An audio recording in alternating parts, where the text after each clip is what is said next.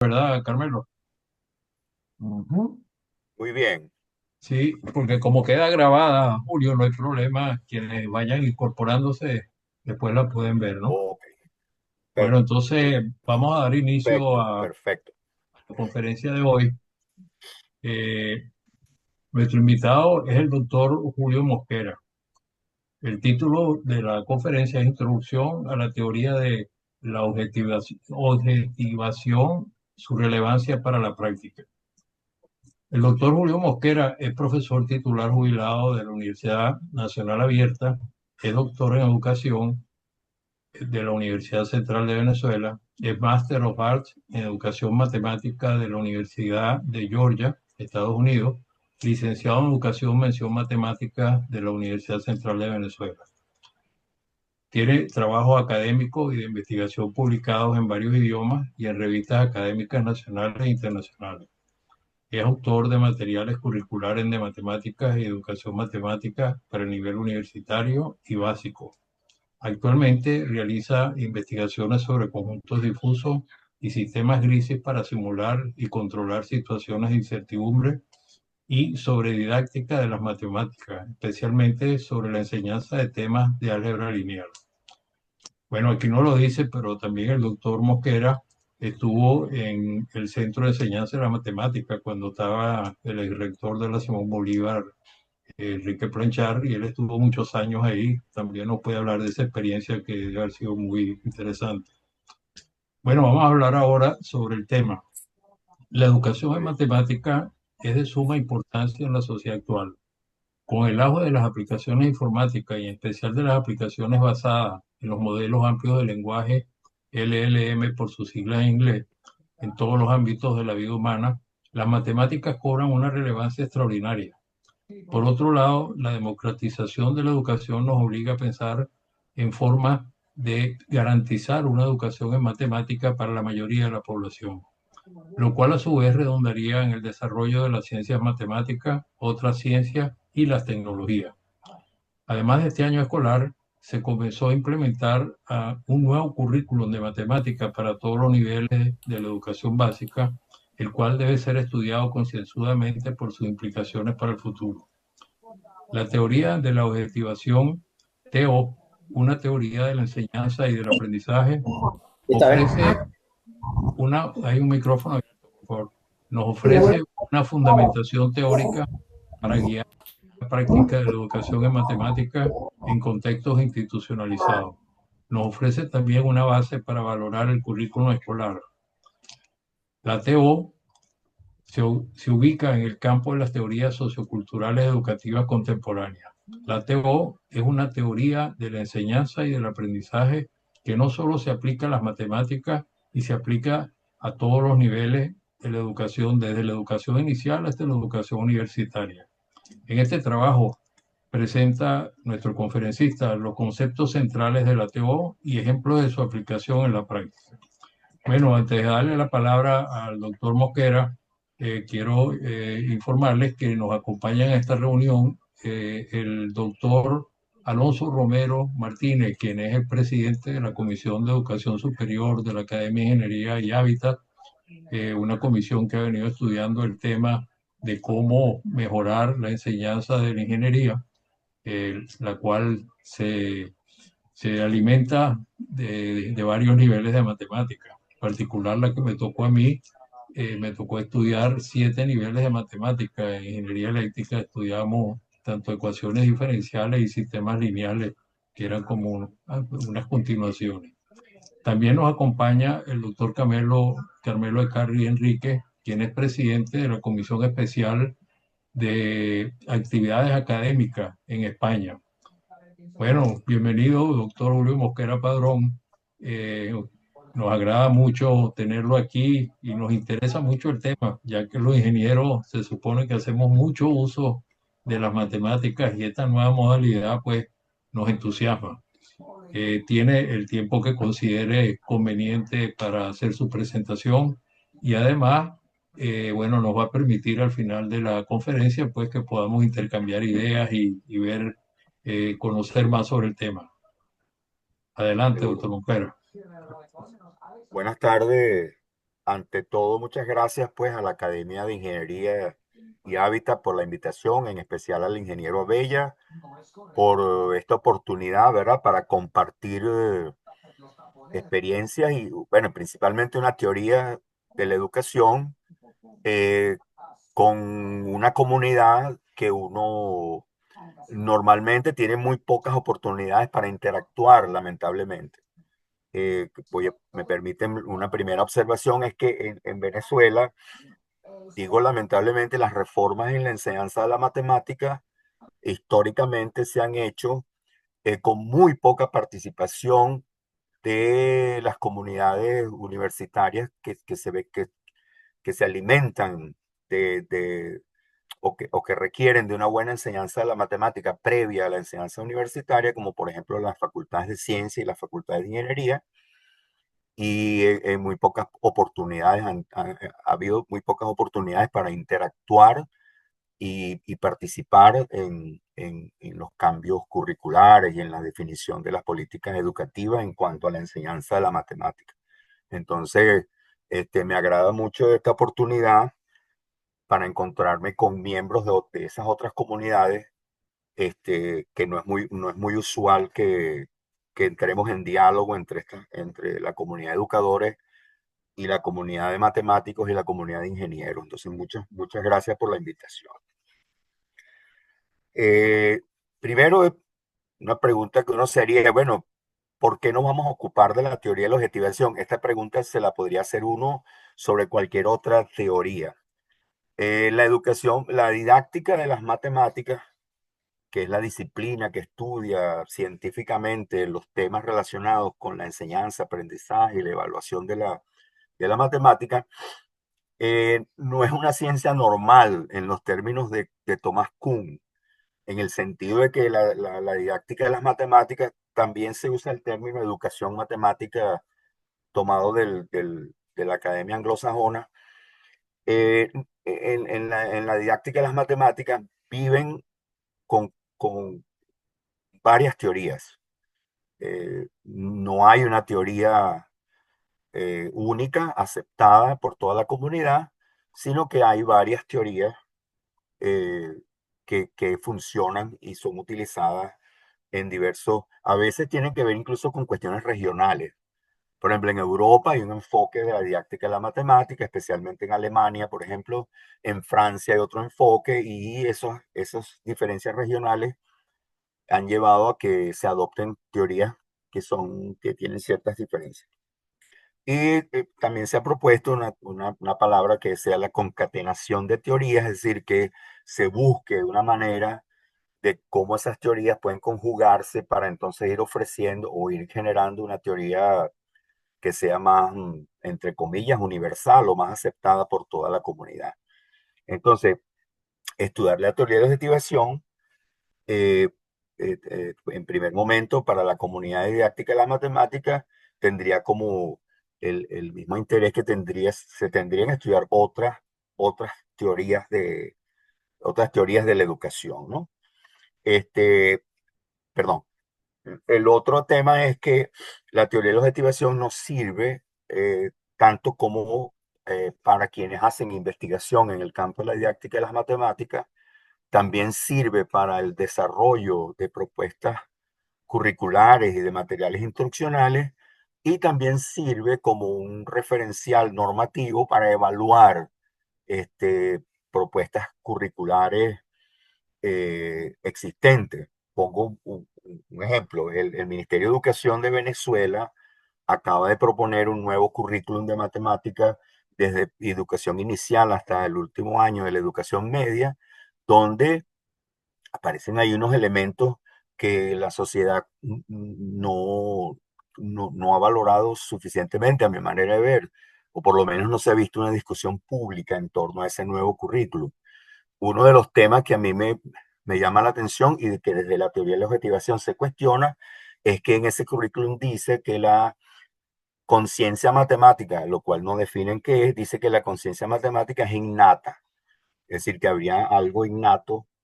eh, entonces, yo como veremos más adelante, desde la perspectiva de la teoría de la objetivación, esa concepción innatista de la matemática se cuestiona. Y bueno, entonces la teoría de objetivación nos serviría tanto como para hacer investigación como para hacer desarrollo de currículum en el nivel universitario y en cualquier nivel del sistema educativo. Ahora bien, la teoría de objetivación es una teoría que digamos, la persona que creó la teoría o que fue el primero en proponerla, su nombre es Louis Radford. Él es de origen guatemalteco, pero se radicó muchos años en Canadá. Él vive en Canadá y trabaja en una universidad canadiense. Y él es el creador de la teoría de la objetivación. Y la teoría de la objetivación ha venido ganando cada vez más, eh, ha ido atrayendo cada vez más interés en las diversas comunidades de didáctica de las matemáticas latinoamericanas, especialmente en Colombia y Brasil.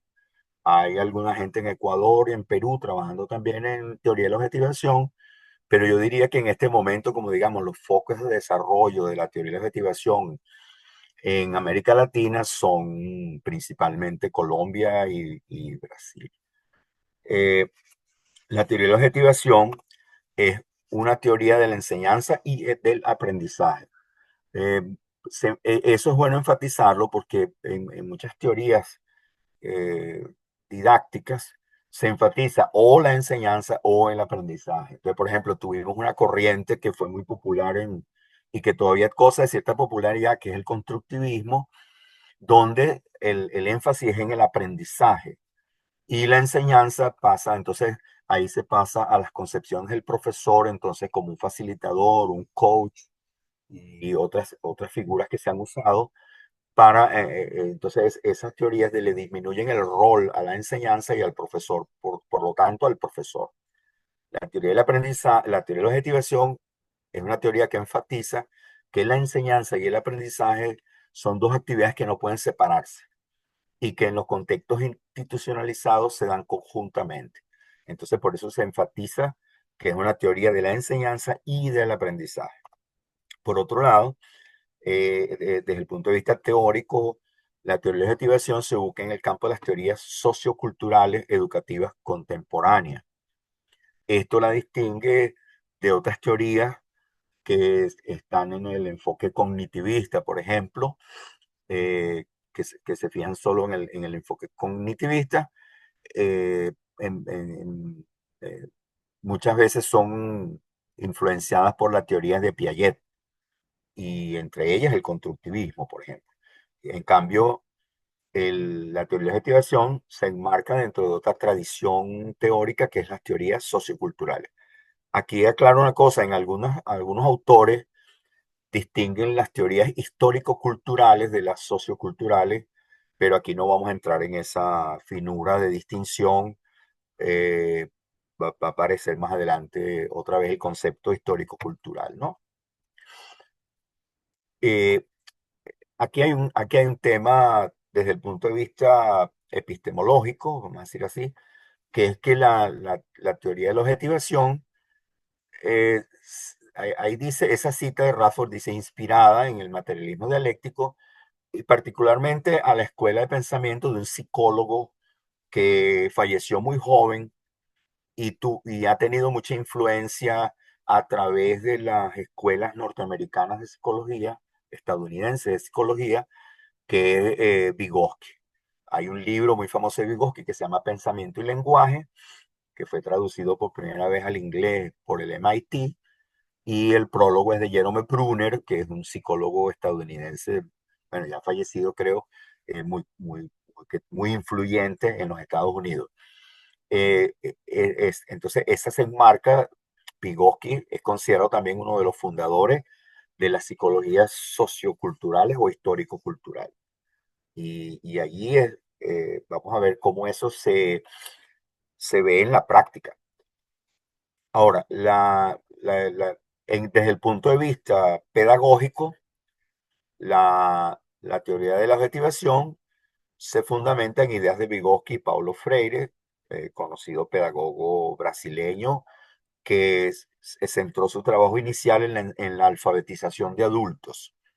Y allí el trabajo de Paulo Freire fue principalmente, fundamentalmente con adultos. Aquí la teoría tiene esos dos, no, teoría de la objetivación. Entonces es importante aclarar qué significa la objetivación. Vamos a explicarlo de esta manera. Cuando el estudiante, el alumno va a la escuela o a la universidad, él se encuentra ahí con un conocimiento que ya existe previamente a su ingreso. Cuando yo voy a una escuela de ingeniería, ya la comunidad de los ingenieros tiene un conocimiento que está cultural e históricamente constituido. Y ese conocimiento existe independientemente y previo a que la persona se encuentre con un estudiante de ingeniería, va y se encuentra con ese conocimiento en las escuelas de ingeniería. Y entonces es al encontrarse con esa cultura que en cierta forma le objeta porque él viene con otro conocimiento, con otras ideas, entonces en cierta forma esa cultura se nos opone. Y es en esa relación dialéctica entre esa cultura que existe históricamente y esa nueva, y para él eso es novedoso, aunque eso exista previamente, es ese encuentro precisamente donde se da el proceso de objetivación. Porque no es que tampoco el estudiante se ilumina así de repente con el conocimiento de la ingeniería, de los aspectos, de los diferentes áreas que tiene que aprender en la ingeniería, sino que eso es a lo largo de un proceso que no es nada corto tampoco. eh, entonces, por eso hablamos más bien de procesos de objetivación. Eh, la, la, toda teoría educativa, toda propuesta educativa tiene explícita o no un proyecto educativo, o sea, se enmarca en algún proyecto educativo. Entonces, la educación matemática, se, eh, la teoría de la objetivación plantea, ¿verdad?, como un objetivo, propósito de la educación matemática, eh,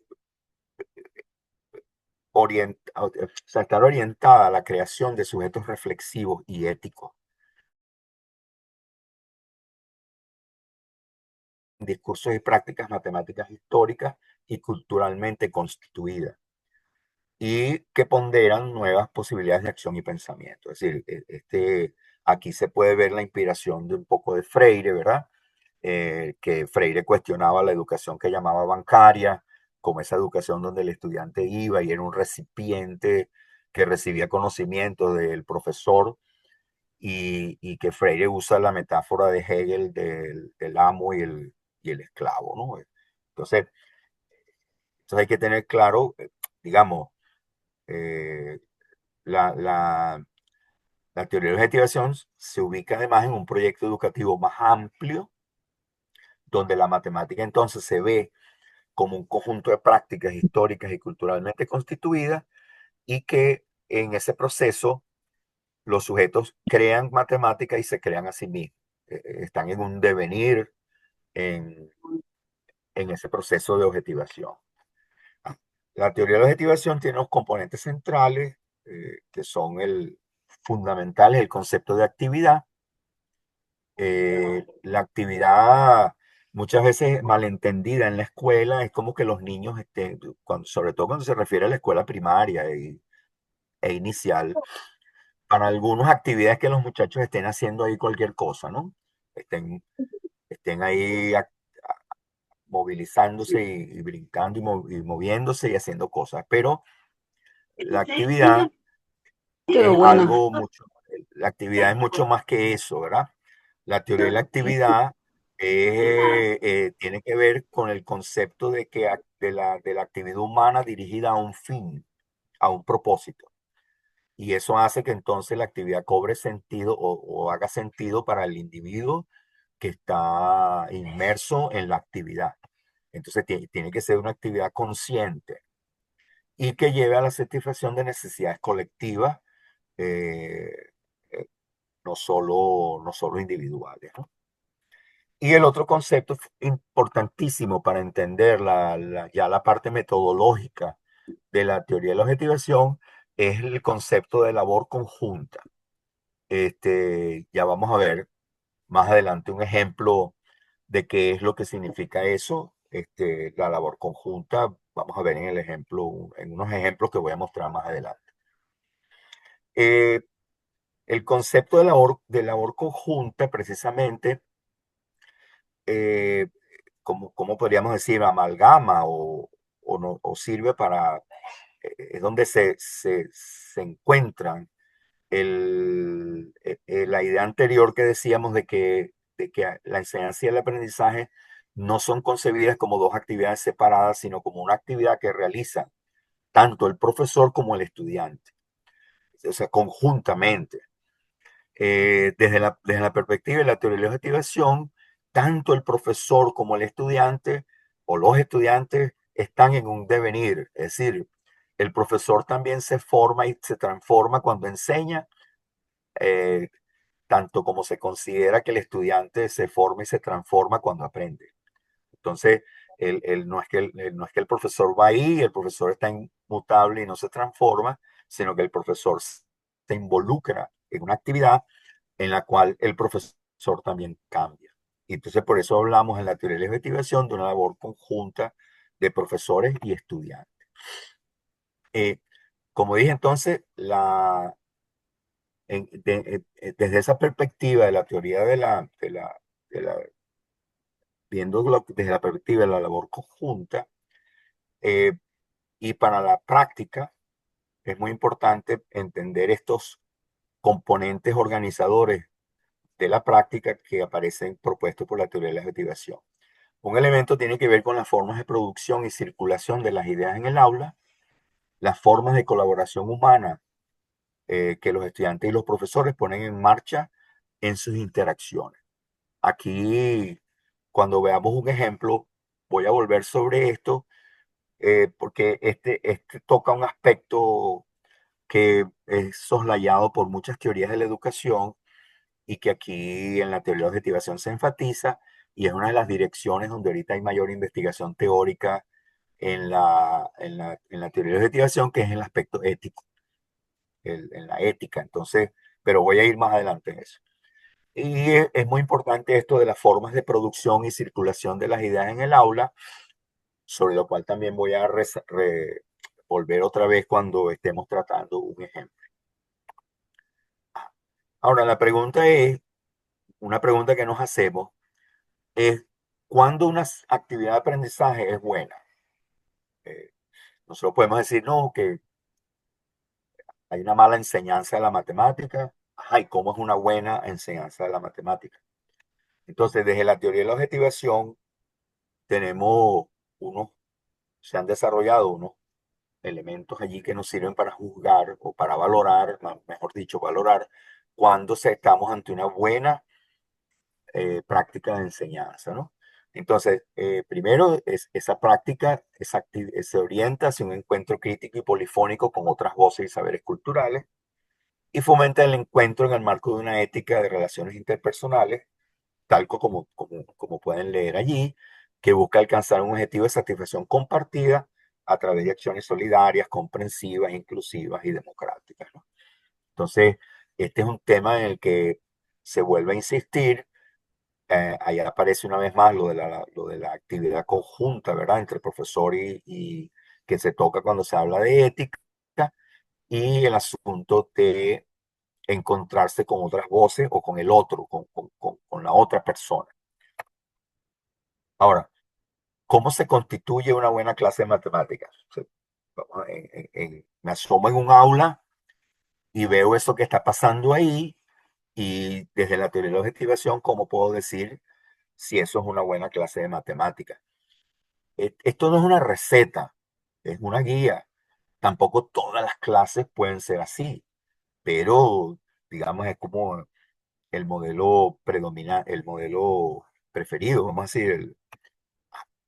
Y obviamente que desde he dicho que en este caso la teoría de la objetivación busca guiar la práctica en el aula. Entonces la pregunta, como la manera como respondamos a la pregunta planteada anteriormente, va a tener que ver cómo, cuáles nos planteemos que son los fines de la educación matemática.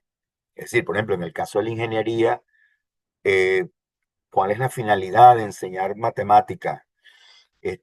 ¿Por qué a un ingeniero eléctrico hay que enseñarle ecuaciones diferenciales? Por ejemplo, unos estudiantes, conversaba con unos estudiantes de ingeniería y me decían que la ingeniería eléctrica era la más difícil porque trabajaban con los números complejos, mientras que los restos de las matemáticas, de la ingeniería trabajaban con los números reales. Entonces, ajá, entonces, bueno, indagar y examinar acerca de esa, esas diferencias. Por ejemplo, en las escuelas de ingeniería en Estados Unidos, según yo tengo entendido, se había planteado ya hace tiempo, o en la enseñanza universitaria en general, si los cursos de cálculo diferencial integral, como los cursos iniciales en la formación universitaria, no deberían ser sustituidos por cursos de álgebra lineal. Y es un tema que muchas universidades han adoptado, los cursos de álgebra lineal como cursos iniciales en lugar de los cursos de cálculo diferencial e integral. Pero hacer esa discusión a la luz de una teoría que nos orienta eh, es lo que propone la teoría de la objetivación. Bueno, a mí no me gusta mucho el término de saber matemático. Yo preferiría decir de una vez conocimiento matemático, pero tal vez por la influencia francesa en Canadá, el profesor Radford, él usa el término saberes matemáticos, la concepción del aprendizaje, y este es muy importante, el papel del profesor.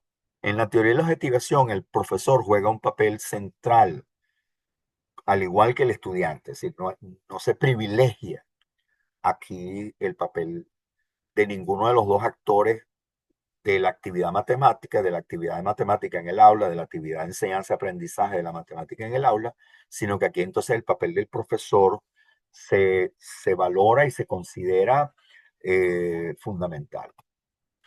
Vamos a ver, según propone Radford, unas fases de la labor conjunta en el aula, y aquí podemos ver, este es un aula de educación media, donde unos muchachos están trabajando en un tema de álgebra, de iniciación al álgebra, en búsqueda de patrones. Entonces, fíjense, ahí hay un modelo que parece cíclico, es un modelo no lineal, efectivamente, de cómo se maneja la enseñanza, la actividad de enseñanza-aprendizaje en el aula. Y tenemos que el punto de inicio está aquí, a mi mano izquierda, yo que estoy viendo de frente, ¿verdad? Que es la presentación de la actividad por parte de la profesora o el profesor. El profesor hace una presentación de la actividad que se va a realizar y entonces los estudiantes empiezan a trabajar en pequeños grupos en la actividad propuesta. La profesora va recorriendo los grupos de cada grupo de estudiantes y va interactuando con ellos. Luego se promueve una discusión entre grupos y finalmente se hace una discusión con toda la clase del tema, del problema propuesto inicialmente. Como ya dije, esto indudablemente que tiene sus dificultades prácticas, ¿verdad? Para implementarse en el aula y a lo mejor, bueno, a lo mejor con aulas, ya vendrán las preguntas sobre ese asunto, pero ha habido prácticas usando este modelo, como les dije, incluso en Chile hay una experiencia bien interesante en la escuela secundaria chilena, que yo también voy a mencionar luego ese ejemplo, en una escuela secundaria chilena, y en Colombia y en Brasil y en Canadá, donde se ha hecho una experiencia de más largo plazo utilizando este modelo de la fase de la labor conjunta para organizar la actividad de enseñanza-aprendizaje en el aula. Vamos a ver un ejemplo de una clase de bachillerato. Este es tomado de un artículo de Radford referido, estuvieron en Chile con un profesor allá chileno y estuvieron indagando en un aula de clase en Chile. En Chile hay una ¿cómo decirle? Un trend, no sé si realmente la palabra es trend, pero hay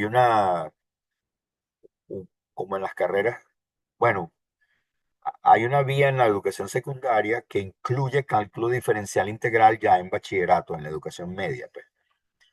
Y en este caso es un profesor que les propone, como ustedes pueden ver ahí en el dibujito, le propone a los estudiantes un problema de un cono que tiene un hueco en la parte de abajo, en el vértice ahí, pequeño hueco, y que entonces el cono es llenado de un líquido y entonces se supone que el líquido, bueno, se supone, no, el líquido se va vaciando el recipiente y le pide a los estudiantes que tomen en cuenta las variables que son el radio de la superficie del líquido, la altura de la superficie del líquido respecto al cono, al vértice del cono, y el volumen del líquido, y cómo eso va cambiando en el tiempo.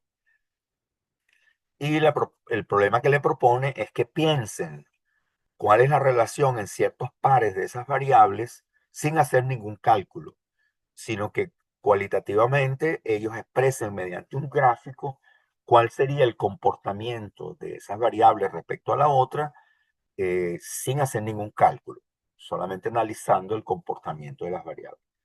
Entonces aquí se muestra un ejemplo de 4 respuestas que trabajaron diversos grupos de estudiantes. Como pueden ver, las respuestas se corresponden con la relación de diferentes variables. Hay unas gráficas que relacionan altura con radio y otras que relacionan el tiempo con el radio. Entonces, en esta clase, el profesor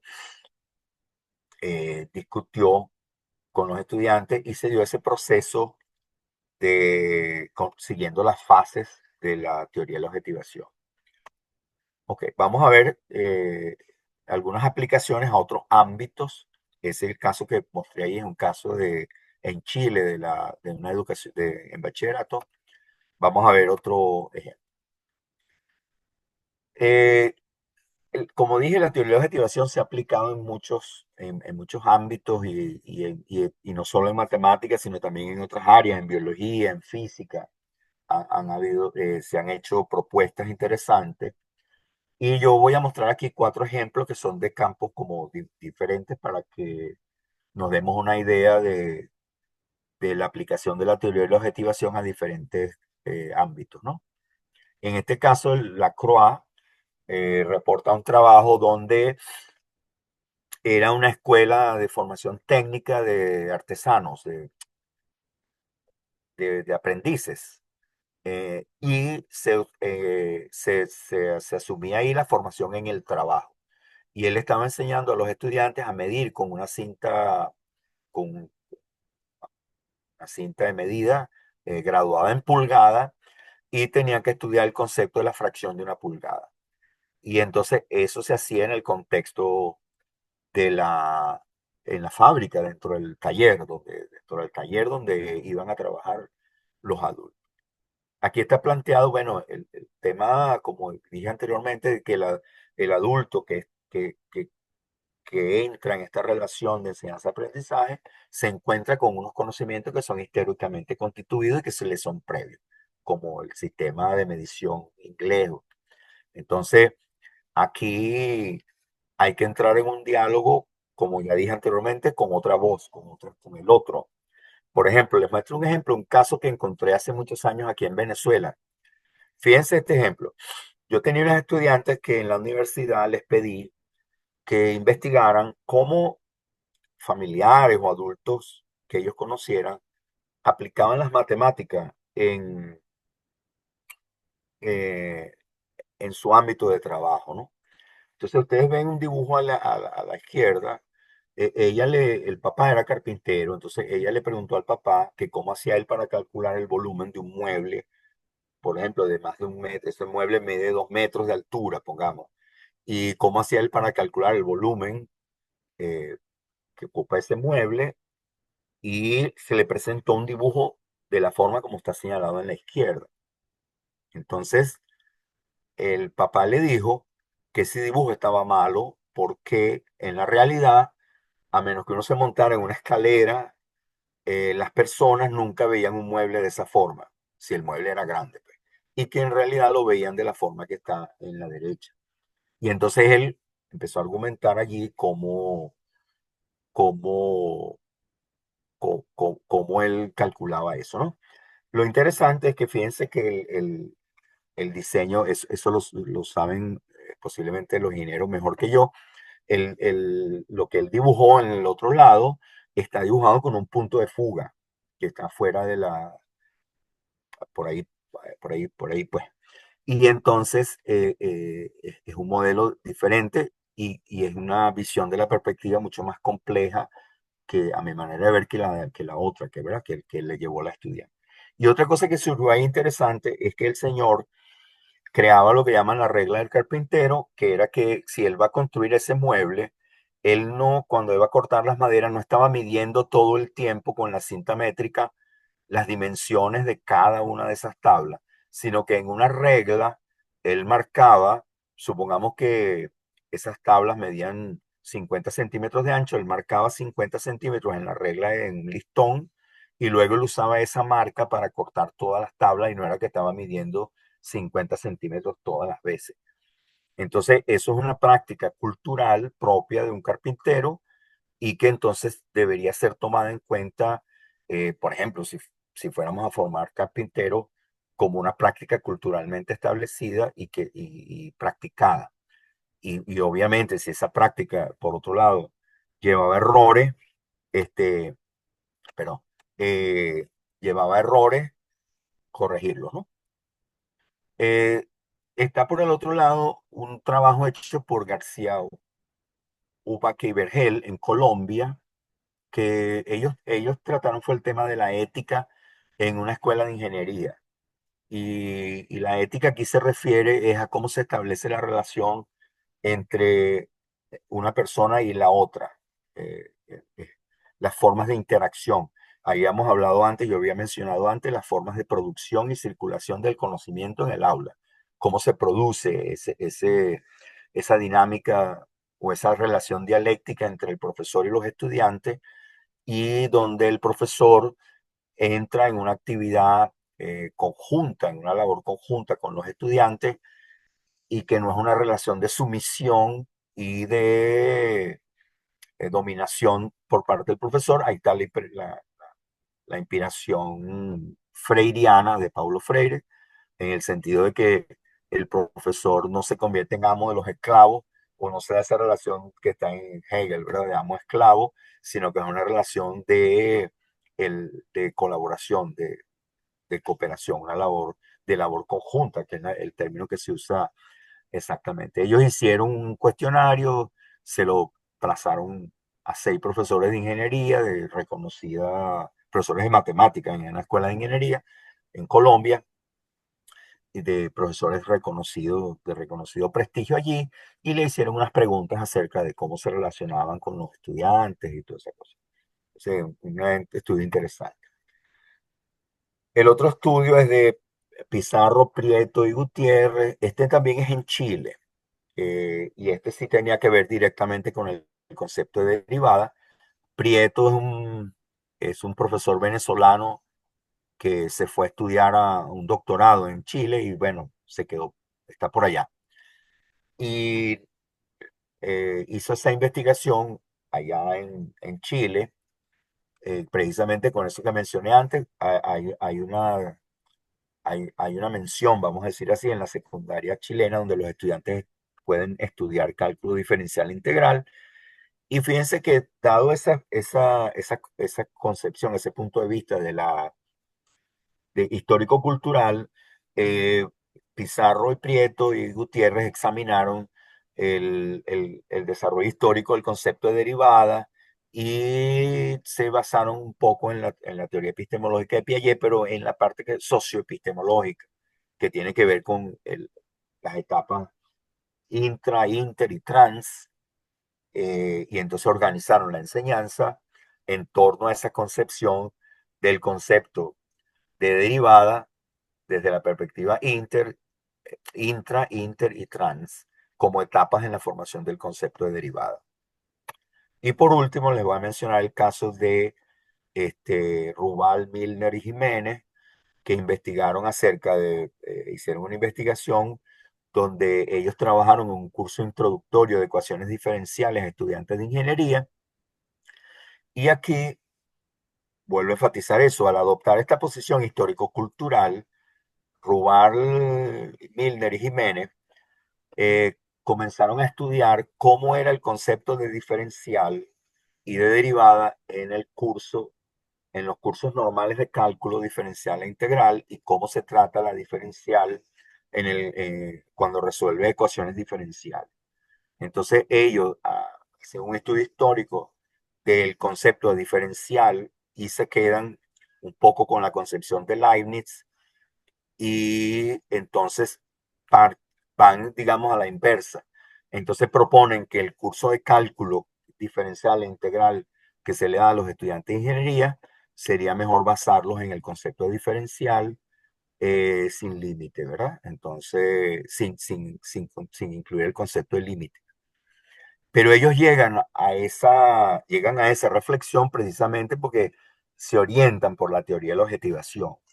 Este, y es la teoría de la objetivación quien, digamos, los obliga, los confronta, los cuestiona y los hace ver entonces el desarrollo histórico del cálculo, también como hicieron los compañeros que estaban en Chile, y se llega incluso a que desde esa perspectiva reformular el currículum de cálculo en una escuela de ingeniería para estudiantes de ingeniería, lo cual es interesante a considerar, ¿no?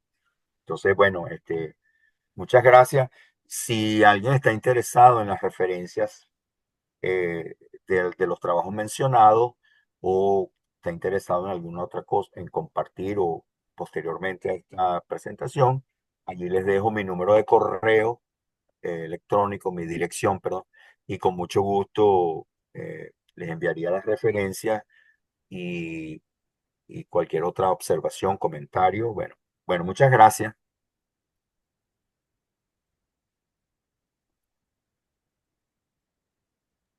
Muchas gracias al doctor Mosquera, profesor y doctor Mosquera, por esta presentación interesante, ¿no? Porque un enfoque que toca los diferentes, digamos, procesos ya tradicionales de enseñanza, aprendizaje,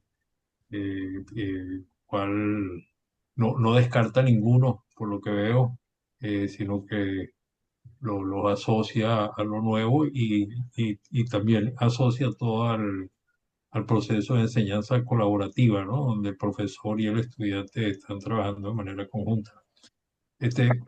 Me pregunto si, bueno, vamos a darle después la palabra al profesor Alonso Romero, que tiene también algún comentario seguro, pero una primera inquietud que tengo, ¿no?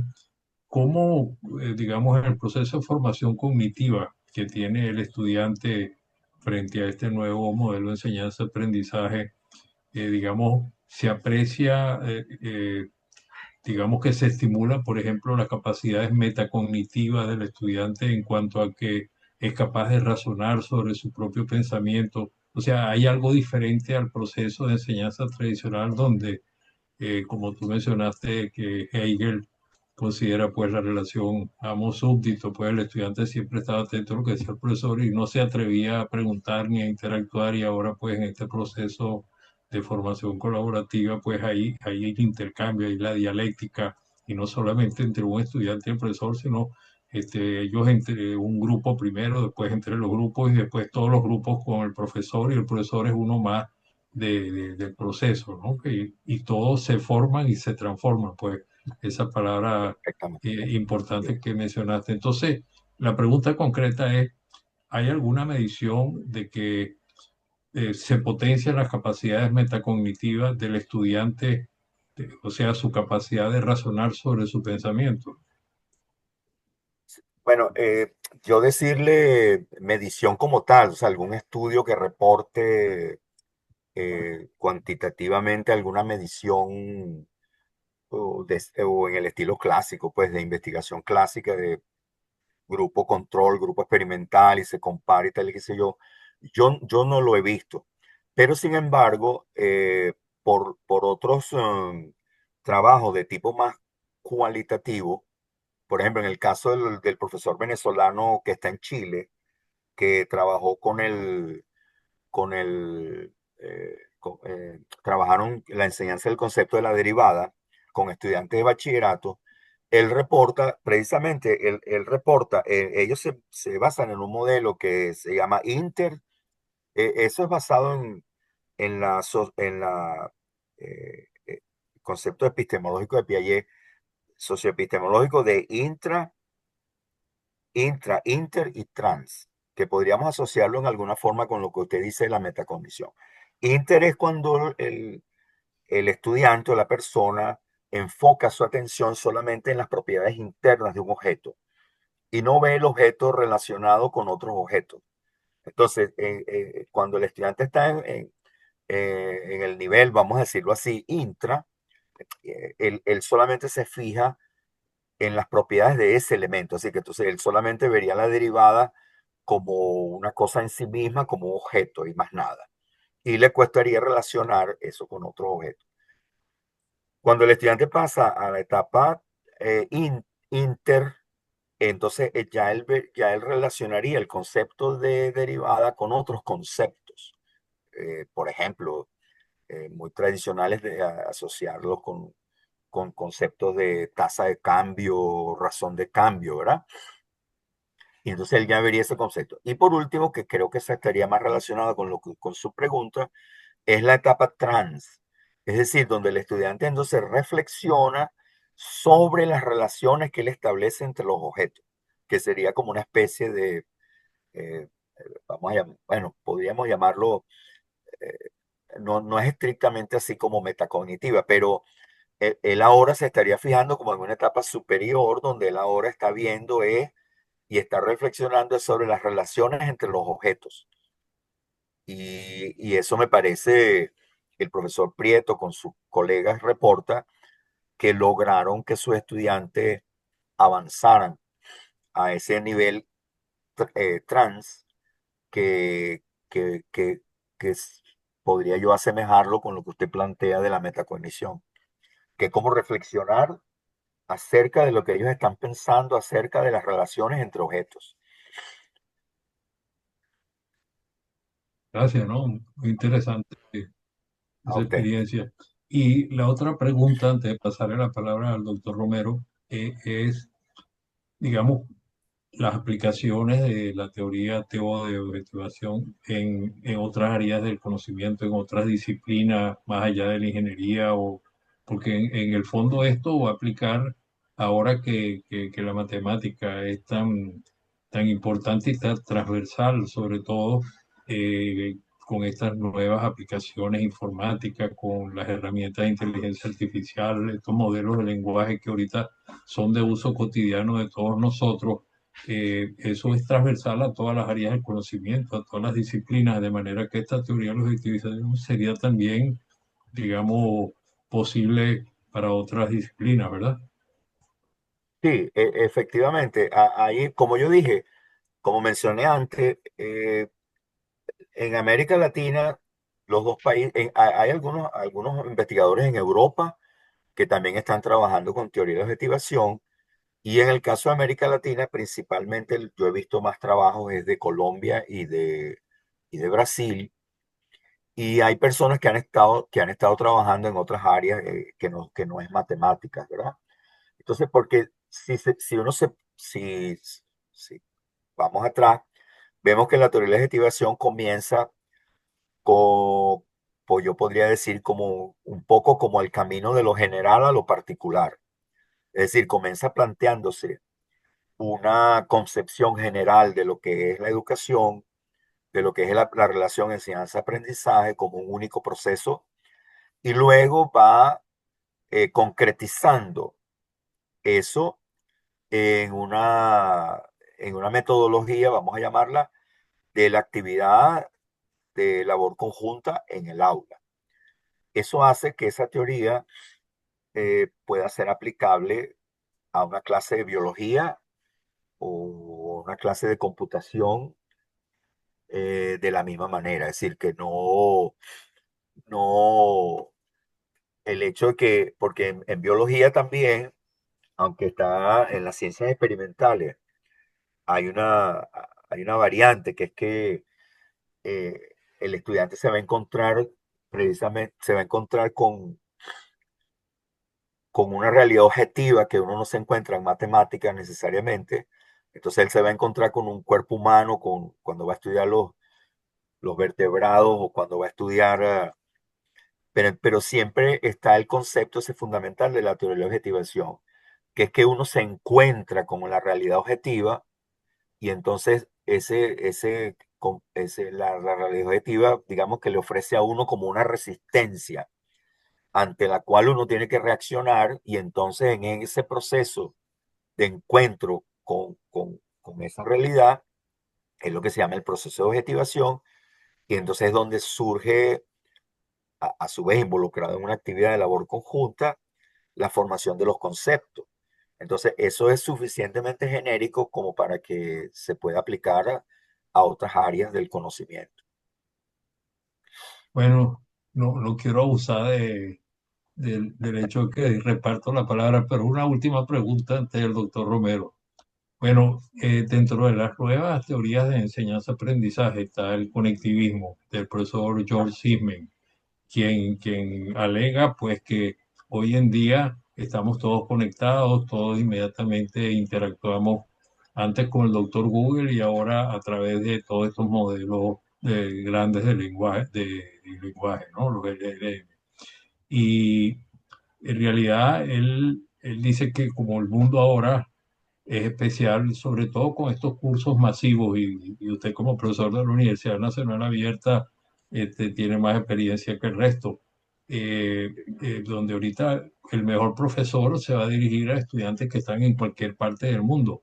Entonces, digamos, todos vamos a tener la oportunidad como estudiantes de aprender del mejor profesor, no importa en qué Sí, parte del planeta estemos, y sobre todo que todo el conocimiento está en la red y ahora el conocimiento no solamente está en la red, sino que nos lo explica mejor los modelos de lenguaje a los cuales que tenemos acceso ahorita a todas estas herramientas de inteligencia artificial y no estamos todavía interactuando con las más poderosas que vienen en el futuro. Entonces, me pregunto si la teoría de objetivación también incluye en algunos otros aspectos al conectivismo, sobre todo que eh, los problemas que hay que resolver en el futuro son de naturaleza más compleja. Y entonces ya no va a ser problemas que vamos a resolver solamente la disciplina de la ingeniería solo y la disciplina de la biología sola, sino que vamos a estar todos interactuando y entonces ahí va a haber mucho más de interdisciplinariedad, transdisciplinariedad y todo ese tipo de modalidades de interactuación entre diferentes disciplinas que ya la estamos viendo, por ejemplo, en la Universidad Central, donde hay asignaturas que están interfacultades, etcétera. Entonces me pregunto, la pregunta concreta es, ¿el conectivismo se incluye dentro de todas estas modalidades de dialéctica entre grupos, entre personas y profesores? Y cómo si hay experimentos, hay algún tipo de experiencia en algún sitio. y mire, sobre eso, ese tema es muy interesante y la teoría de la objetivación, digamos, la comunidad que trabaja con la teoría de la objetivación se caracteriza por trabajar tanto en la dirección teórica, es decir, cómo ir desarrollando la teoría para que la teoría sirva para seguir guiando la práctica, y cómo valorar lo que se está haciendo en la práctica. Y en la teoría objetiva y también se hace investigación empírica, pues, y además se hace, como digamos, desarrollo, es decir, se hace desarrollo curricular, se escriben libros de texto, se hacen trabajo en el aula real, entonces vamos a decir que se trabaja en esos amplios aspectos, ¿no? Respecto a la pregunta suya, yo lo vería de esta forma. No necesariamente eso está dicho así en la teoría de la objetivación, pero si yo me pongo desde el enfoque de la, de la, de la, de la, pues, sociológico, vamos a decir así, de la sociología y filosofía de la ciencia, y si me pongo desde el enfoque de los programas de investigación, eh, un programa de investigación para que avance, siempre hay la demarcación, se oponen unas teorías con otras. Como yo dije, la teoría de objetivación, por ejemplo, contrasta con el constructivismo, en el sentido que el constructivismo sobreenfatiza la cuestión individualista, de que cada individuo construye la realidad por su cuenta. Entonces, según eso, habría tantas realidades como individuos existan. Y la teoría de objetivación se enfatiza en la labor conjunta. Pero hay un tema ahí en la teoría de objetivación, un punto que toma en cuenta, que es el de la creación y circulación del conocimiento. Entonces, cuando nosotros estamos hablando de que estas nuevas herramientas tecnológicas contribuyen a, a una circulación del conocimiento como nosotros nunca antes habíamos conocido, entonces la teoría de la objetivación se apropia de esas realidades, vamos a decir así, se apropia de esa realidad objetiva y tiene que teorizar sobre ello. Eh, por ejemplo, hay unas personas en Brasil que están estudiando, están trabajando sobre la actividad de estudio colaborativa. Porque fíjense, como ustedes vieron en los modelos que yo presenté ahí, el énfasis estaba puesto en el aula. Hay un profesor, unos muchachos, unos estudiantes están en un aula y el encuentro se da en el aula. Ajá, pero ¿qué pasa? Y eso lo enfatizaba yo mucho con mis estudiantes cuando daba clases presenciales. Salimos del aula, entonces él tiene que ir a estudiar, porque no es que él no va a estudiar, o porque no va a aprender todo lo que tiene que aprender solamente con lo que se hace en los minutos que dura la clase en el aula. Entonces, hay una corriente también dentro de estas escuelas histórico-culturales, que es la del fomento de la actividad de estudio, que ese estudio puede ser un estudio independiente y puede ser un estudio colectivo. Entonces, y con las nuevas tecnologías, con estas tecnologías que tenemos a disposición, como la que estamos usando ahorita, pues permitiría que entráramos en interacción personas que físicamente estemos muy distantes. Y la teoría de objetivación tiene elementos como para eh, incorporar, pues, o responder a esas nuevas realidades que se van presentando, eh, producto del desarrollo tecnológico. Sí. Gracias, profesor. Bueno, el doctor Romero tiene la palabra, el presidente de la Comisión de Educación Superior de la Academia de Ingeniería, quien fue profesor muchos años y actualmente está jubilado también. Adelante, doctor Romero. Gracias. Bueno, en primer lugar, pues felicitaciones al profesor Julio Mosquera porque por su clara exposición y tema tan interesante. ¿Eh? Lo que es esa preocupación por la enseñanza de la matemática siempre ha sido pues un problema importante, eh, tanto para los profesores como para los estudiantes, ¿no? Ahora, a mí me ha llamado la atención que esta teoría eh, ha tenido un punto de partida o una motivación del materialismo dialéctico. Yo no veo pues cuál pueda ser la relación entre el materialismo dialéctico y la enseñanza de la matemática, ¿no? La, la, la dialéctica es una cosa y sirve para una cosa. Y la matemática sirve para otra cosa, ¿no? La matemática es algo que no depende de interpretaciones personales, sino que cuando uno resuelve un problema en matemática, eso va a tener un resultado que es objetivo. No tienen ninguna otra interpretación. En cambio, la dialéctica nos puede llevar a la interpretación que quiera el que está dirigiendo pues, eh, la acción. Entendí, sí. Entonces, por eso yo no veo esa relación, ¿no? Ese sería un punto, pues, que me gustaría escuchar su opinión.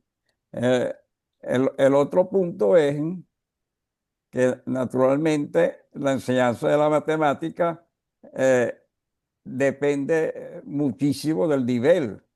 Si, si se le va a enseñar a un estudiante de bachillerato cálculo diferencial e integración,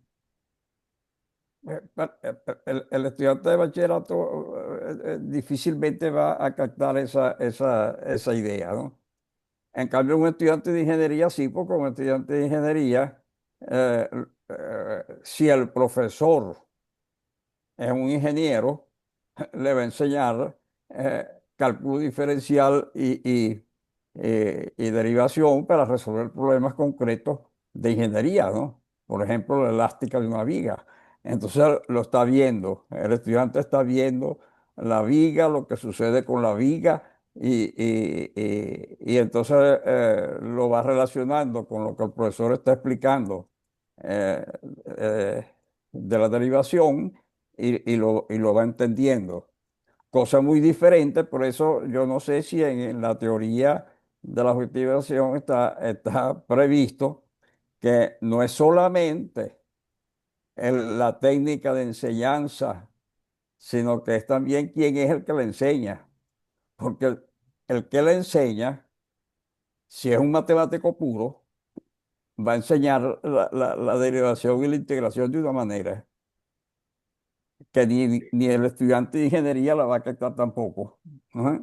En cambio, si es un ingeniero, sí, porque el ingeniero tiene en la mente lo que está sucediendo con el objeto físico del problema. Ajá. Ese es otro puntico, pues, que no sé si estará contemplado en esta teoría de la objetivación, ¿no? Indudablemente que esto es un tema sumamente importante porque eh, de acuerdo con lo que está sucediendo hoy, la inteligencia artificial, por ejemplo, de esas cosas, es imprescindible que el profesional que se está formando eh, tenga ideas claras, precisas de lo que son las cosas antes de aplicar, por ejemplo, un método resuelto por inteligencia artificial, ¿no? Correcto. Por eso me llamó la atención también que se comparara la enseñanza del cálculo diferencial e integral con con el álgebra lineal. O sea que se pretenda sustituir la una Sí, por la otra. No, el cálculo diferencial e integral le da es formativo, le da una idea al, al que está estudiando eh, clara del problema que está resolviendo. El álgebra lineal no, la álgebra lineal es más mecánica. Entonces, sí, sí. son punticos, esos punticos pues que yo me he ido fijando en estos detalles, ¿no? Y quisiera pues oír sus opiniones. Gracias. No, gracias a usted. Bueno, mire, el primer aspecto es un aspecto, la primera referencia que usted hace respecto a que la teoría de la objetivación toma su fundamentación en el materialismo dialéctico. Siempre surge esas preguntas y es como digamos, es un tema que siempre hay que explicarlo, porque como usted dice, la gente se pregunta, bueno, ¿y qué tiene que ver eso aquí con la teoría de esta cosa, ¿no? No es fácil para mí de ahorita explicar eso, pero lo que sí puedo hacer sin temor a, no quisiera simplificar, presentar una respuesta simplista a su pregunta, porque su pregunta es fundamental, o sea, es una pregunta central, ¿verdad? Porque, digamos, si yo comienzo diciendo que uno de los fundamentos de la teoría de la objetivación es el materialismo dialéctico, su pregunta ataca ahí en el buen sentido de la palabra, puede ser, va al núcleo de la cuestión, ¿no? Yo, en principio, lo que le puedo decir es que lo que significa es que se adopta una posición histórico-cultural del conocimiento y se acepta la existencia de una realidad objetiva que existe independientemente de que yo exista y que existe antes de que yo exista. Ese, digamos, el principio, porque, por ejemplo, porque hay que ver, digamos, esto hay que verlo en el contexto de las teorías de la educación matemática, porque estuvo de moda y todavía está de moda el constructivismo y sus diversas vertientes, entre ellas el constructivismo radical.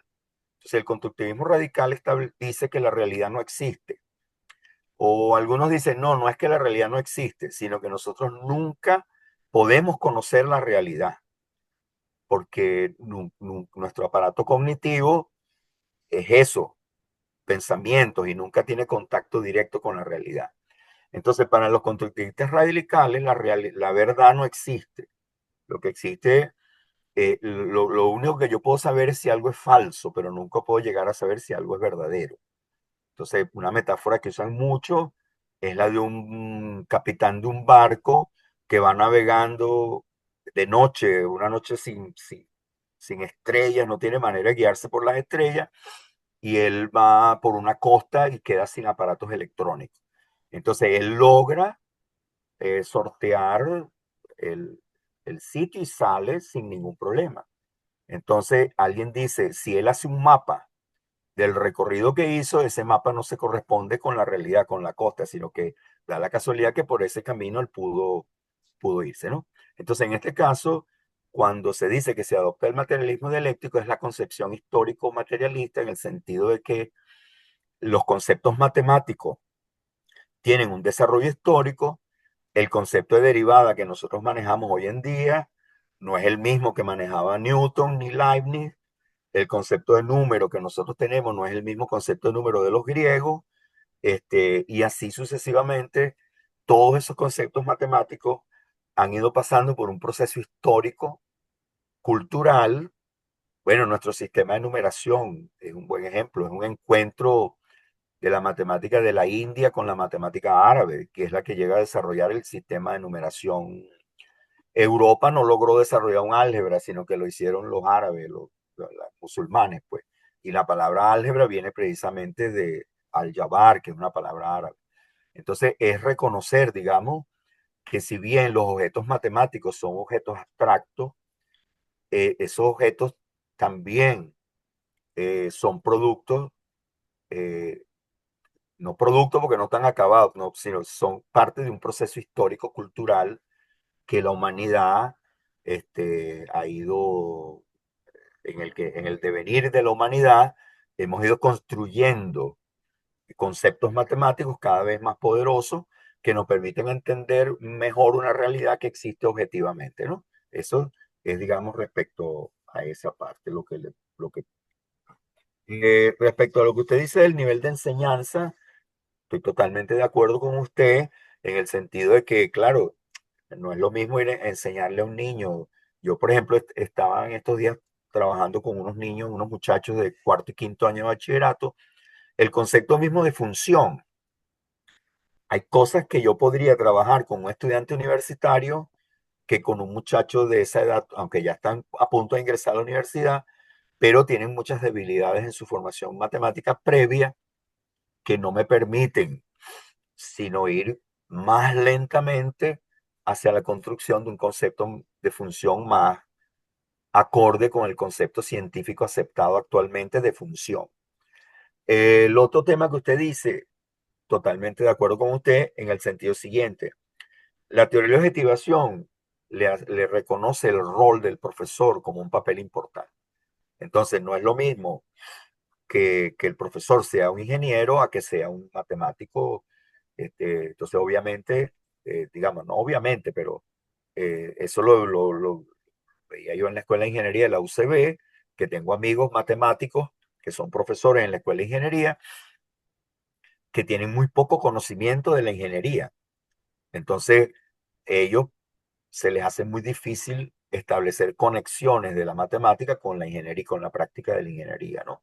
Y yo en este momento tengo una experiencia, estoy trabajando eh, con una empresa que hace asesoría técnica en materia petrolera y trabajo comparto con unos ingenieros y en realidad cuando nos sentamos a conversar sobre un modelaje de un cierto fenómeno técnico, en realidad que lo vemos de manera muy diferente. Entonces, eso sí tiene una tremenda influencia y la teoría de la objetivación, al reconocer el papel relevante del profesor, reconoce esa observación que usted hace muy pertinentemente de que esa diferencia, eh, eso es, tanto el nivel del estudiante como el tema mismo que se esté tratando, ¿verdad? Porque no es lo mismo que yo enseñe un curso de cálculo diferencial integral en la Facultad de Ciencias a los matemáticos, a que le enseñe un curso de cálculo diferencial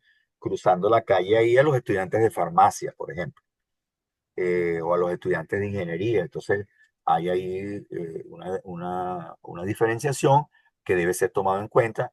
Y cuando decimos que el profesor debe tomar en cuenta el encuentro con el otro, ese otro es el estudiante de ingeniería, el estudiante de farmacia, el estudiante de medicina.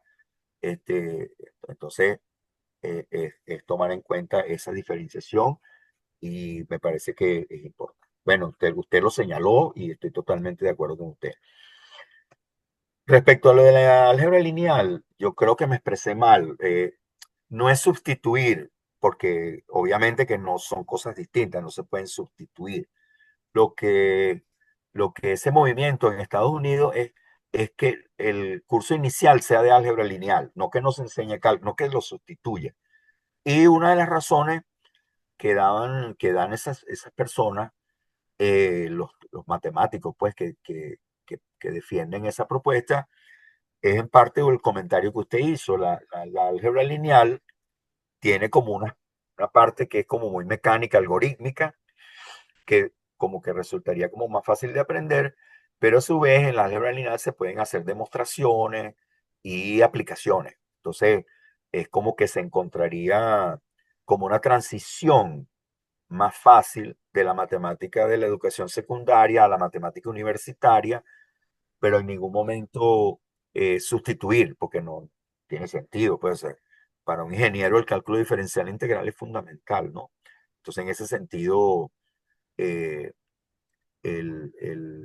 yo me expresé mal cuando tal vez di la impresión de que se trata de sustituir. No, es, porque bueno, es que como el sistema, volviendo al tema cultural, no es como el sistema educativo universitario estadounidense, muy distinto al nuestro. Entonces el estudiante no entra directamente a una facultad de ingeniería, sino que entra al college, ¿verdad? Entonces ahí el estudiante puede escoger cualquier curso dentro de una gran gama de cursos y no está obligado a tomar un curso en particular. Entonces, mientras no entra a la escuela profesional de ingeniería, pasan esos 4 años del college y entonces lo que ellos proponen es que en esos 4 años que la enseñanza es un poco más orientada como una educación liberal, se le diera más, eh, desde los inicios, se le presentara a los estudiantes como opción más el curso de álgebra lineal que el curso de cálculo diferencial integral. Pero en el caso de nuestras universidades, como la organización es muy diferente, tal vez eso aquí no tenga sentido pensarlo, pero tiene que ver con la manera como ellos organizan su sistema educativo. Y lo otro que usted mencionó, el papel de la inteligencia artificial, eso es una cosa que desde todas las teorías de la educación se está revisando y cuestionando y planteándose eso, porque realmente no, eso nos pone ante una situación que no nos imaginamos nunca, ¿no? Eh, y que hay que responder. Este, yo no, todo el mundo está ahí reaccionando, todo el mundo está ahí viendo a ver cómo se trabaja con eso, ¿no? Y cómo se puede incorporar de manera inteligente la inteligencia artificial a la actividad educativa en todos los ámbitos, ¿no?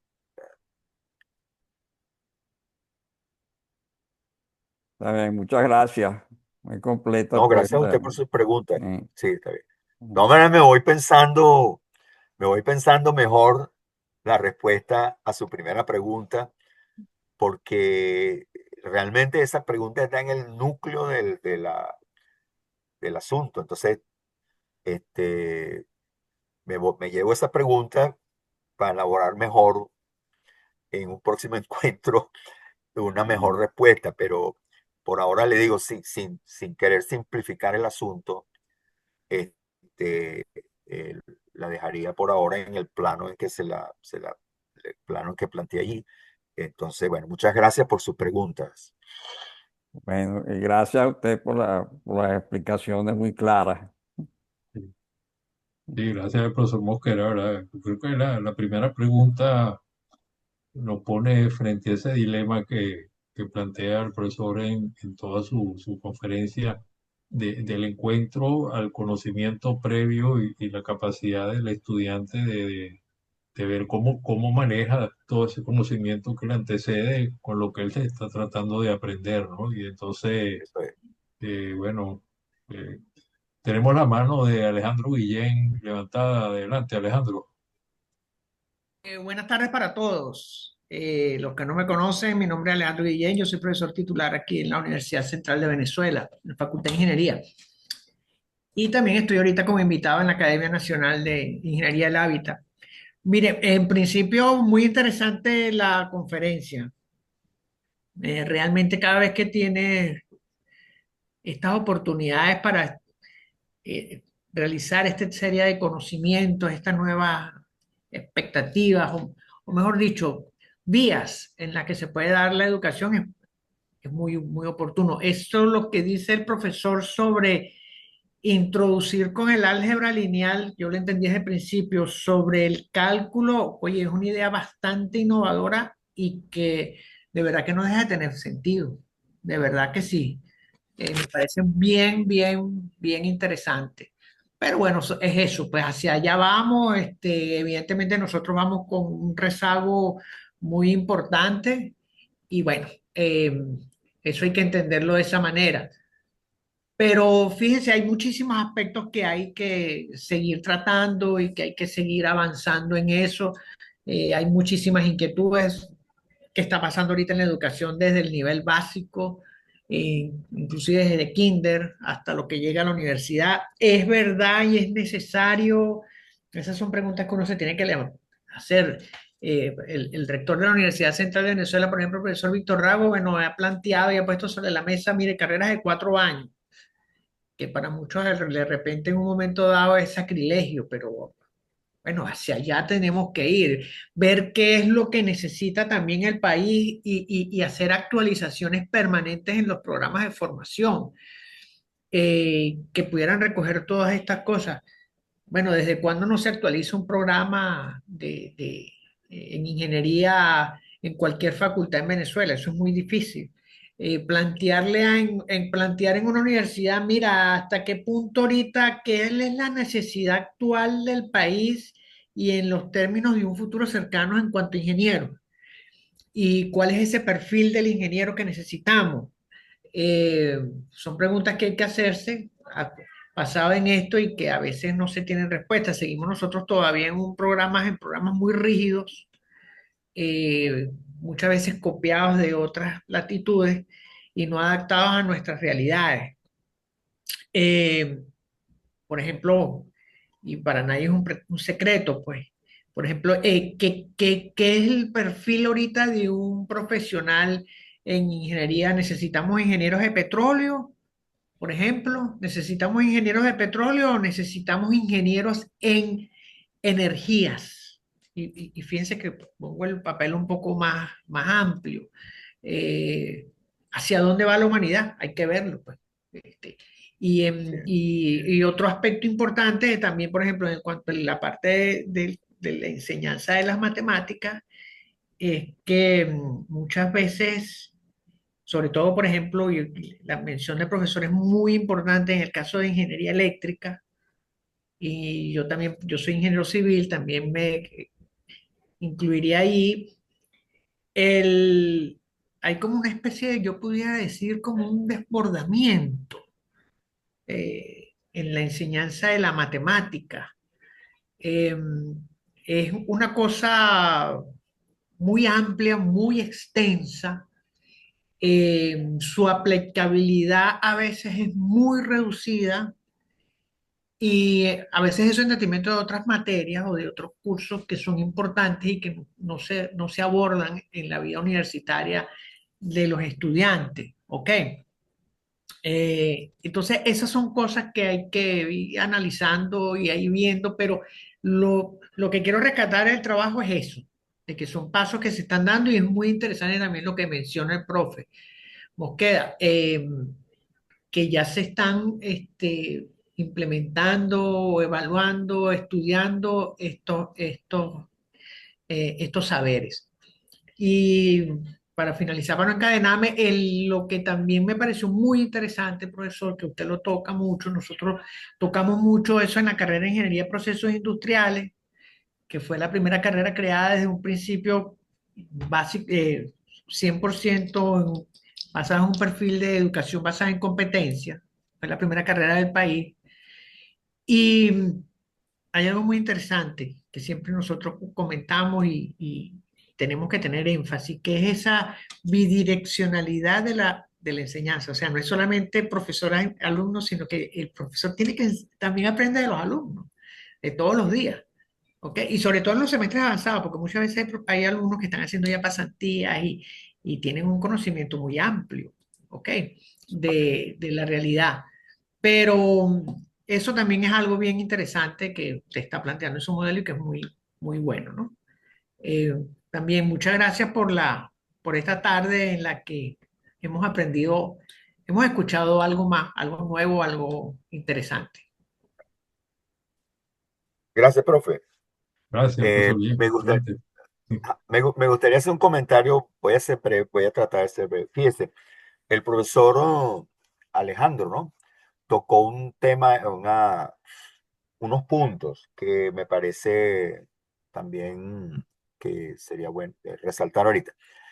Una cosa, yo quisiera aprovechar la oportunidad para invitarlos a los ingenieros a que le echaran un vistazo al nuevo currículum que se ha propuesto, sobre todo para el de la educación media, porque a mí me preocupa mucho que ese currículum eh, eh, eh, ha bueno, yo no quiero sesgar la opinión de ninguno, pero les invito a que lo revisen y sería interesante que si la academia o un grupo de ingenieros por su cuenta podría tener una posición pública respecto a ese currículum, sería muy interesante porque la idea es enriquecer el debate y que realmente la educación se mejore. O sea, eso va, ese es un interés de todos. eh, entonces, el ver que la universidad, eh, discúlpeme el comentario, una vez yo hacía unas entrevistas cuando era estudiante de matemática en la Facultad de Ciencias y entrevisté a un profesor muy conocido, el profesor Raimundo Chela, que fue, si mal no recuerdo, uno de los primeros doctores en matemática que se graduó en Inglaterra, venezolano, y él daba clases en la facultad de álgebra sobre todo. Y él decía que el sistema educativo había que verlo como un triángulo, es decir, que no lineal, sino que la universidad debería contribuir y retribuir a la educación primaria y secundaria. Entonces yo creo que las escuelas de ingeniería que se ven muy afectadas por el nivel de formación matemática de los estudiantes que recibe, podría contribuir a, a que la educación en la educación media mejore. La Universidad Central de Venezuela tuvo un programa que yo no sé si todavía existe, que se llama Samuel Robinson, que era que la universidad atendía a unos ciertos liceos de Caracas para tener cierta influencia en la forma en que los estudiantes preparaban para la universidad. Y yo creo que eso es importante. Y además, si nosotros lo vemos como una contribución a la sociedad en general, yo estoy de acuerdo con una teoría que alguna vez leí de algún profesor en Estados Unidos, que ahorita no recuerdo su nombre, que es que él dice que para tener matemáticos y científicos formados a cierto nivel, se requiere que la sociedad a su vez tenga un nivel más alto de formación científica. Porque si la sociedad como un todo va teniendo una formación científica más elevada, de esa sociedad pueden surgir cada vez más personas con formación mucho más avanzada.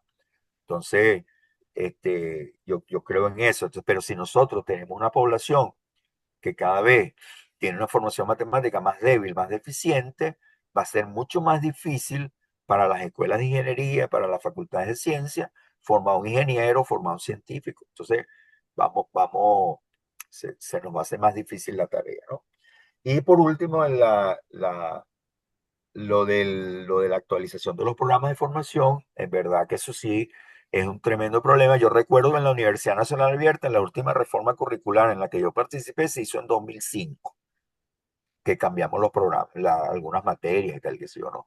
Entonces ya tenemos como 20 años y eso no se ha tocado más. Y mucha agua ha pasado por el puente para que eso permanezca de esa manera. Y el otro es la flexibilidad. Nuestras universidades todavía son muy estrictas, muy rígidas en los planes de formación, y yo sí creo que deberíamos pensar en incorporar elementos de mayor flexibilidad. Gracias, profesor Mosquera. También tiene la palabra el doctor Antonio Silva Spock. Adelante, Antonio. Muchísimas gracias, doctora Bella. Muchísimas gracias, doctor Mosquera, por su excelente presentación. Para hacer una pequeña aclaratoria, doctor Mosquera, el programa Samuel Robinson continúa acá en la Universidad Central de Venezuela. Disculpen que no me presenté, soy el ingeniero Antonio Silva Sprock, profesor titular de la Escuela de Computación de la Facultad de Ciencias de la Universidad Central de Venezuela. De igual forma, aclaro que estoy terminando la carrera de educación acá mismo en la Universidad Central de Venezuela. Y también comento esto para hacer una aclaratoria con respecto a los programas de educación media.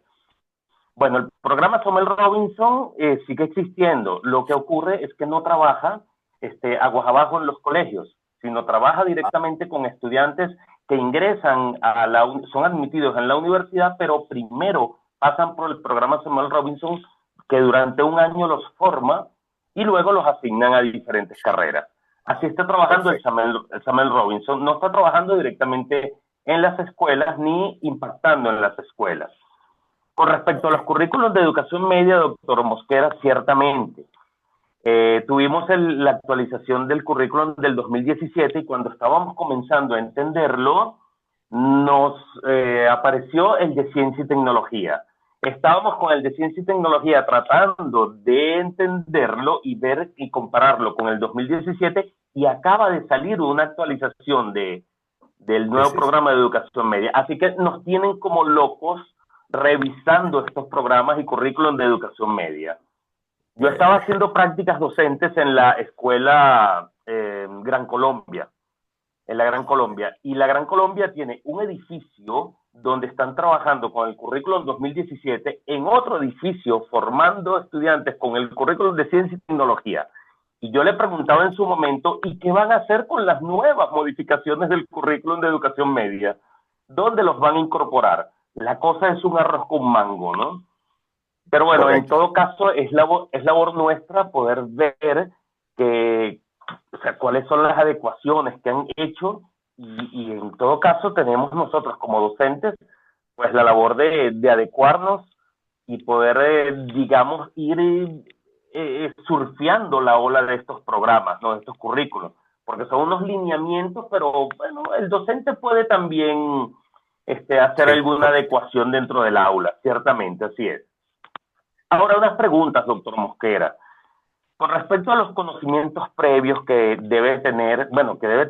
que tienen los estudiantes, de acuerdo a estas teorías, esas diferencias pueden ser muy, muy, muy pronunciadas con respecto a los conocimientos previos que tengan unos estudiantes.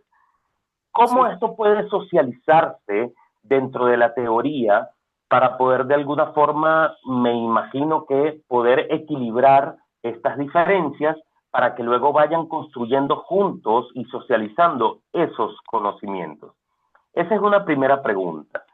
Y una segunda pregunta va en el sentido de si es obvio que esta teoría podría contribuir a la formación de valores como la solidaridad, la pluralidad, la responsabilidad. Ahora bien, ¿existen trabajos publicados sobre la formación de estos valores?